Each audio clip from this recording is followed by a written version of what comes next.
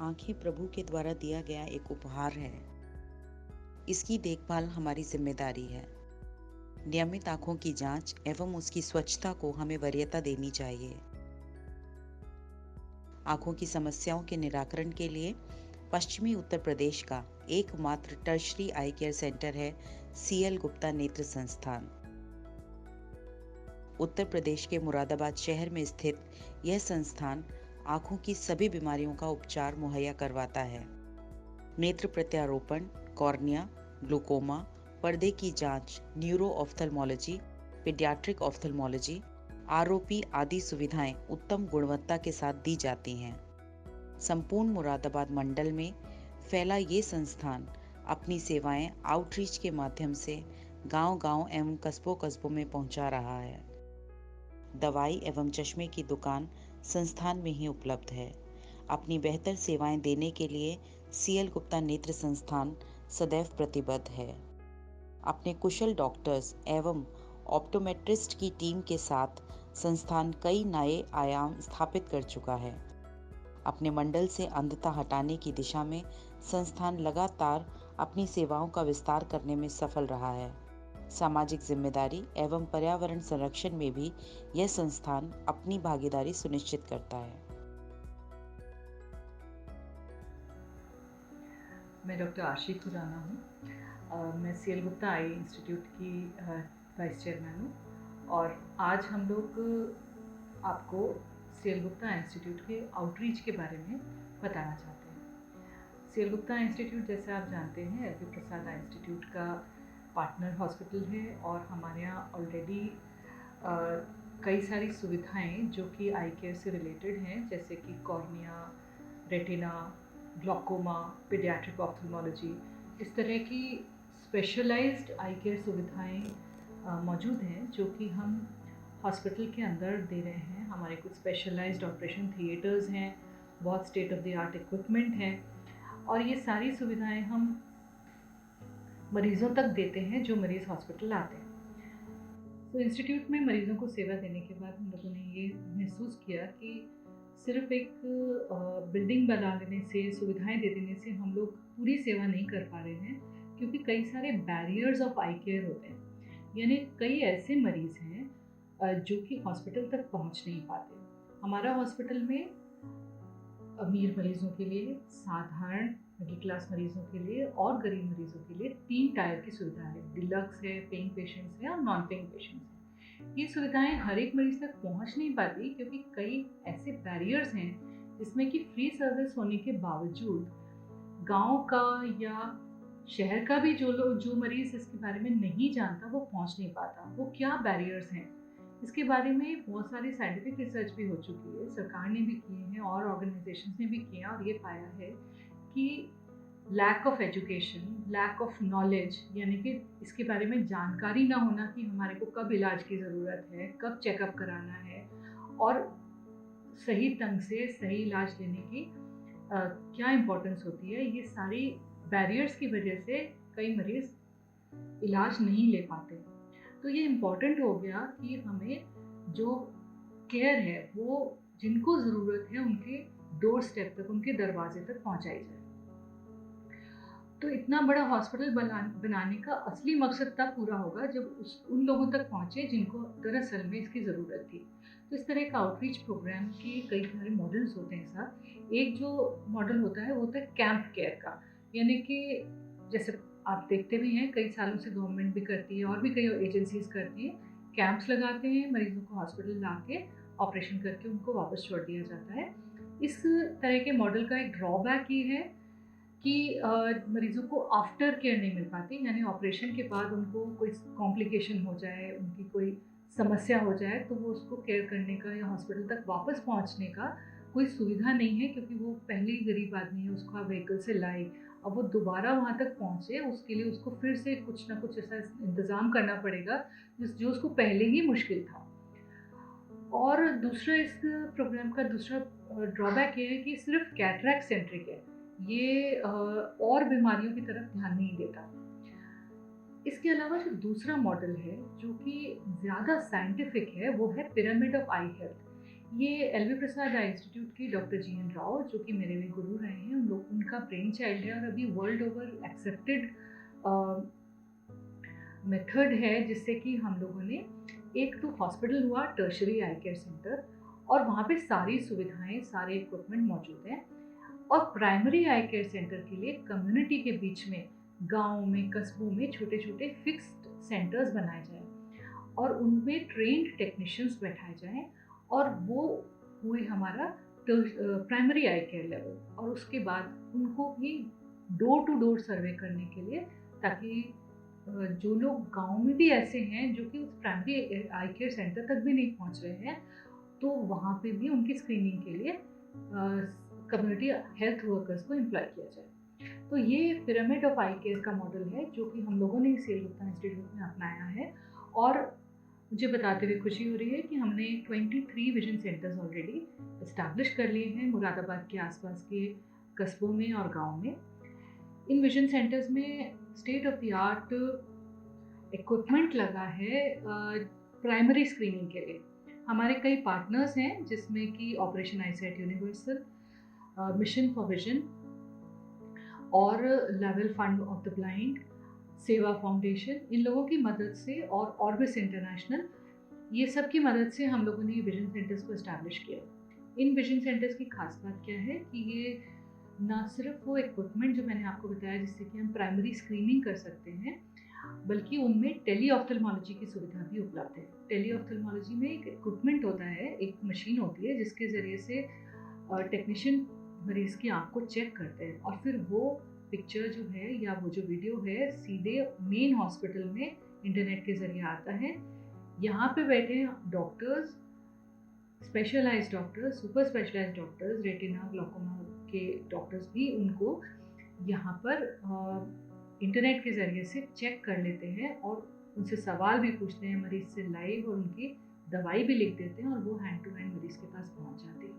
ये मिनिमम शुल्क पे मरीज़ को अपने गांव में बैठे बैठे वहीं के वहीं चेकअप हो जाता है, दवाई मिल जाती है। ये सारे विजन सेंटर्स हमारे ग्रीन हैं, मतलब उनमें सोलर पैनल्स लगे हुए हैं, और इन विजन सेंटर्स में जो टेक्नीशियंस हम लोग एम्प्लॉय करते हैं वो वहीं की लोकल कम्युनिटी के लोगों को ही हम एम्प्लॉय करते हैं। उनको हम हॉस्पिटल लाते हैं, उनको ट्रेनिंग देते हैं, वो साल 2 साल हमारे यहाँ ट्रेनिंग करते हैं, पूरी एक एक बीमारी को समझते हैं, फिर हम उनको वापस उन्हीं के इलाके में काम करने के लिए भेजते हैं। हमारे स्टैंडर्ड्स हैं जो वो फॉलो करेंगे, और उनके साथ हम लोग एक CHW यानी कम्युनिटी हेल्थ वर्कर को भी एम्प्लॉय करते हैं। कम्युनिटी हेल्थ वर्कर का होना बहुत ज़रूरी है, क्योंकि गांव में कई ऐसे मरीज़ भी हैं जो कि दोनों आँखों से अंधे हैं, या जो बिल्कुल बॉटम ऑफ द पिरामिड कहना चाहिए, वो लोग हैं जो बिल्कुल सुविधा तक पहुंच नहीं पाते।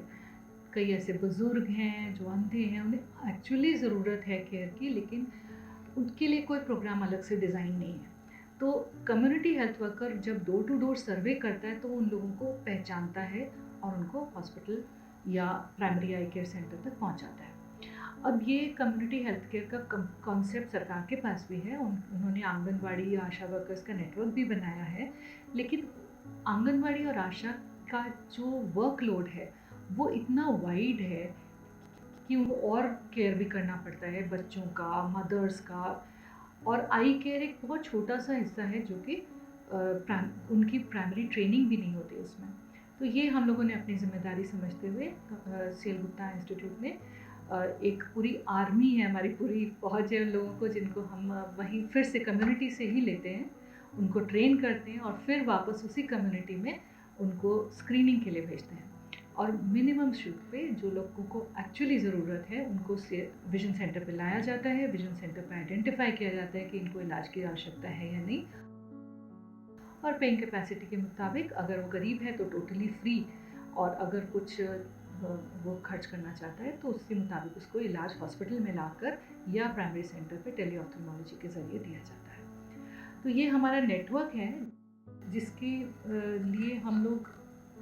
अपने पार्टनर्स के आभारी हैं, और आज तक हम लोग ने 5 लाख लोगों की स्क्रीनिंग ऑलरेडी कर ली है। और इस के ज़रिए हमारा एक और जो उपलब्धि है वो ये है कि हम लोगों ने डोर टू डोर स्क्रीनिंग के बाद लगभग 82 विलेजेस को totally avoidable blindness free declare कर दिया है। ये अवॉइडेबल ब्लाइंडनेस फ्री मतलब ब्लाइंडनेस फ्री तो नहीं हो सकता, क्योंकि कुछ बीमारियां ऐसी हैं जो कि अनट्रीटेबल होती हैं, कुछ ब्लाइंडनेस ऐसी होती है जो अनट्रीटेबल होती है, लेकिन अवॉइडेबल ब्लाइंडनेस जो कि ऑपरेशन, दवाइयों, चश्मों से ठीक हो सकते हैं, तो वो हम लोगों ने उन विलेजेस में पूरी स्क्रीनिंग एक एक पॉपुलेशन की करी, फिर उसके बाद उसे वेरीफाई कराया और उस टाइम पीरियड के लिए हमने डिक्लेयर कर दिया। ये टाइम पीरियड के लिए, एक पर्टिकुलर टाइम के लिए इसलिए है क्योंकि ब्लाइंडनेस एक प्रोग्रेसिव प्रॉब्लम है, लगातार नए केसेस हर साल ऐड होते हैं। सो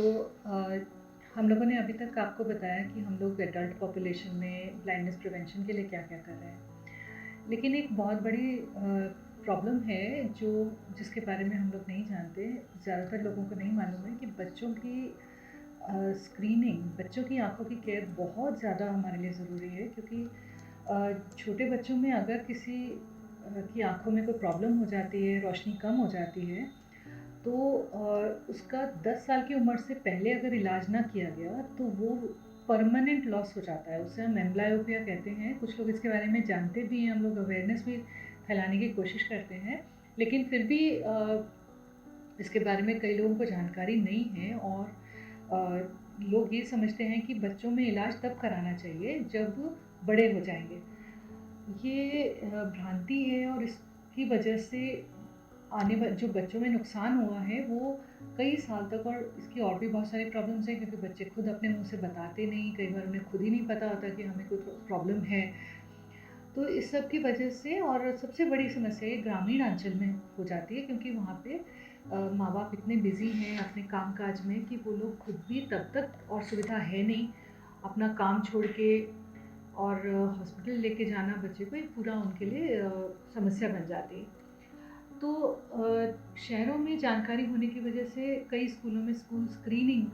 की जाती है, लेकिन गांव में ये भी नहीं हो पाता है।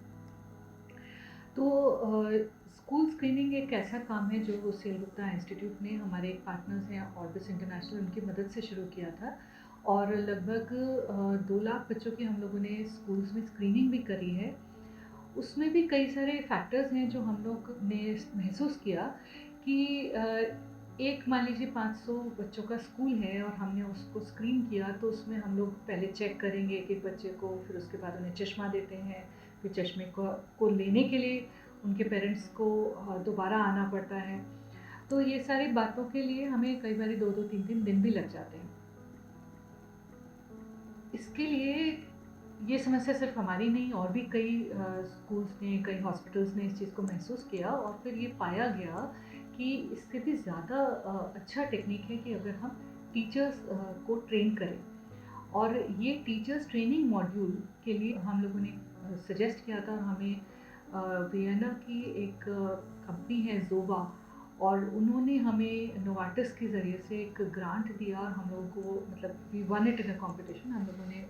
उसको विन किया, और उसके ज़रिए से अब हम लोगों ने टीचर्स को ट्रेन करने के लिए एक इलाके में लगभग 1200 टीचर्स को हम लोगों ने ट्रेन किया, और उनको प्राइमरी स्क्रीनिंग करवाई बच्चों की, ताकि वो पहचान सके कि कितने बच्चे हैं। अब 500 बच्चों के स्कूल में अगर उन्होंने 13-14 बच्चों को स्क्रीन आउट कर लिया, तो हमें उन बच्चों का टेस्टिंग करने में और चश्मा देने में विजन वैन के ज़रिए से कुछ समय नहीं लगता है। विजन वैन एक फुली इक्विप्ड वैन होती है, जिसमें कि हम बच्चों की स्क्रीनिंग भी कर लेते हैं और चश्मा भी बना के हैंड टू हैंड डिस्पेंस कर देते हैं। इस वैन के ज़रिए से हम एक दिन में 2 या 3 स्कूल्स को भी सुविधा दे सकते हैं, जब टीचर्स ट्रेनिंग का अगर हम लोग मॉड्यूल फॉलो करते हैं तो मुझे ये भी बताते हुए खुशी हो रही है कि ऑलरेडी हम लोगों ने ये मॉड्यूल शुरू किया है, और हमने कई टीचर्स को ऑलरेडी, कई स्कूल्स को हम लोगों ने ऑलरेडी इसके लिए इक्विप कर लिया, और हम लोगों ने ये प्रोग्राम शुरू किया है, और 1200 टीचर्स ऑलरेडी ट्रेंड हैं, और जैसे मैंने आपको बताया, हम लोगों के लगभग 500 स्कूल ऑलरेडी हम लोगों ने स्क्रीन आउट करके बच्चों को ट्रेन कर उनको क्लासेस भी दे दिए हैं। ये हमारा अभी तक की उपलब्धि है, और आगे के लिए हमारा आउटरीच के ज़रिए से पूरे उत्तर प्रदेश में एक एक इलाके में पहुंचने का इरादा है। हम लोग सेकेंडरी सेंटर्स बनाना चाहते हैं। सेकेंडरी सेंटर्स का मतलब हुआ जहाँ पे कि मोतियाबिंद जैसे साधारण ऑपरेशन करने की सुविधा हो। मेन हॉस्पिटल में हम लोगों के पास कैटरैक्ट का, रिफ्रैक्टिव सर्जरी का, ग्लॉकोमा के एडवांस सर्जरीज का लोड है, और जब सेकेंडरी सेंटर्स बन जाता है तो हॉस्पिटल के ऊपर वो लोड थोड़ा कम हो जाता है। तो सेकेंडरी सेंटर्स बन जाने से हम लोगों को ये सुविधा भी मिलेगी, और हमारा इरादा है कि अब आने वाले 5 साल के अंदर कम से कम हम लोग 4 सेकेंडरी सेंटर्स उत्तर प्रदेश में सेटअप कर दें, ताकि हम लोग टर्शरी सेंटर अपने मेन हॉस्पिटल मुरादाबाद में रखते हुए उन सेंटर्स के ज़रिए से पॉपुलेशन को intensive care door to door पहुंचा सकें। ये इसके अलावा हमारा एक पर्पस और एक और भी टारगेट है, और वो है कम्युनिटी बेस्ड रिहैबिलिटेशन, जिसके बारे में भी कोई सोच नहीं रहा है, और हम वो भी उठाना चाहते हैं। और वो है उन लोगों के लिए जिनका इलाज नहीं हो सकता। तो जो लोग अंधे डिक्लेयर हो चुके हैं, हम भी उनका इलाज नहीं कर सकते, तो आगे उनका क्या होगा। तो उनके लिए भी रिहैबिलिटेशन सर्विसेज हम लोग अपने हॉस्पिटल में तो शुरू कर ही चुके हैं, और अब हम लोग ये टारगेट कर रहे हैं कि कम्युनिटी तक भी हम लोग अपने आउटरीच के ज़रिए से उन लोगों तक भी सुविधा पहुंचा सकें। एक प्रोजेक्ट और है जो सीएल गुप्ता इंस्टीट्यूट में हम लोग कर रहे हैं, वो आपके चैनल के माध्यम से मैं आप लोगों में जानकारी भी देना चाहूँगी, और वो है रेटिनोपैथी ऑफ प्रीमेच्योरिटी इरेडिकेशन। इसको हम लोग रोप प्रोजेक्ट के नाम से, ROPE के नाम से हम लोगों ने शुरू किया है लगभग 1 साल पहले। और ये प्रोजेक्ट का मकसद है कि जो बच्चे समय से पहले पैदा होते हैं, 7वें महीने पे या 8वें महीने पे पैदा होते हैं, उनकी आँख का पर्दा पूरी तरह डेवलप नहीं हो पाता, और उनके पर्दे के ऊपर कुछ ऐसे हिस्से रह जाते हैं जो कि बाद में उनमें नई खून की धमनियाँ आ जाती हैं और उनकी आँखों की रोशनी चली जाती है। और इसको समय पे अगर हम डिटेक्ट कर लेते हैं तो 2 महीने के 1 महीने के अंदर अगर हम इस चीज़ को पहचान लेते हैं और उसको हम लेज़र कर देते हैं, तो वो बच्चों को हम लोग अंधेपन से बचा सकते हैं। ये जो अंधापन है वो ऑपरेशन से भी ट्रीट करना बहुत मुश्किल है, और दोनों आँखों में होता है, तो ये बहुत डिफ़िकल्ट कंडीशन बन जाती है डॉक्टर के लिए, पेरेंट्स के लिए भी बहुत दर्दनाक, पूरा जीवन बच्चे का आगे पड़ा होता है। और इस रेटिनोपैथी और प्रीमेच्योरिटी से कि बचाव ही सबसे बड़ा सबसे इफ़ेक्टिव तरीका होता है। इस प्रोजेक्ट को शुरू करने के लिए करना आसान नहीं था। इसके लिए हम लोगों को ऑपरेशन आईसाइट यूनिवर्सल से मदद मिली थी, और उन्होंने हमें एक वैन प्रोवाइड की है, और उन लोगों ने हमें एक पैन रेटिनल कैमरा भी प्रोवाइड किया है। और उस कैमरे की मदद से हम लोग दूर दराज इलाकों में भी जा पाते हैं, जहाँ पे प्रीमेच्योर बच्चे एडमिटेड होते हैं, उनके आँख का फ़ोटो लेते हैं, और आँख के उस हिस्से का फ़ोटो लेने का एक स्पेशलाइज्ड कैमरा होता है जहाँ पे कि पर्दे की धमनियाँ पूरी डेवलप नहीं हो पाती हैं। वो कैमरे से फिर वो इमेजेस सीएल गुप्ता इंस्टीट्यूट में पर्दे के डॉक्टर देखते हैं और बताते हैं इस बच्चे को लाने की ज़रूरत है या नहीं है, और अगर उसमें लेज़र की आवश्यकता होती है तो बच्चे को या तो हॉस्पिटल लाया जाता है। अगर बच्चा हॉस्पिटल लाने की स्थिति में नहीं है तो डॉक्टर यहाँ से जाके लेज़र मशीन अपने साथ लेके जाते हैं उस वैन में, और उन बच्चों का वहाँ इलाज कराते हैं। इस बीमारी से बचाव के एक्चुअली 2 ही तरीके हैं। एक तरीका तो ये है कि पब्लिक में इतनी अवेयरनेस फैली जाए, लेकिन ये बहुत स्लो प्रोसेस है और इस तरह की अवेयरनेस आने में बहुत लंबा वक्त लगेगा। और दूसरा तरीका यही है कि जो हॉस्पिटल्स हैं जहाँ पे कि प्रीमेच्योर बच्चे आमतौर पे भर्ती होते हैं, सीधे हम वहीं पे अपने आउटरीच प्रोग्राम को पहुँचाएँ, और ये हम लोग पिछले 1 साल से करना शुरू किया है, और हमें पीडियाट्रिशियंस की भी इसमें मदद मिली है, और हम लोगों ने ऑलरेडी 145 बच्चों को स्क्रीन किया है जिन्हें हमें कॉल किया गया, और उनमें से कई बच्चों को लेज़र किया, कईयों को इंजेक्शन लगा के उनकी आँख की रोशनी को बचाने में हम लोग सफल हो पाए हैं।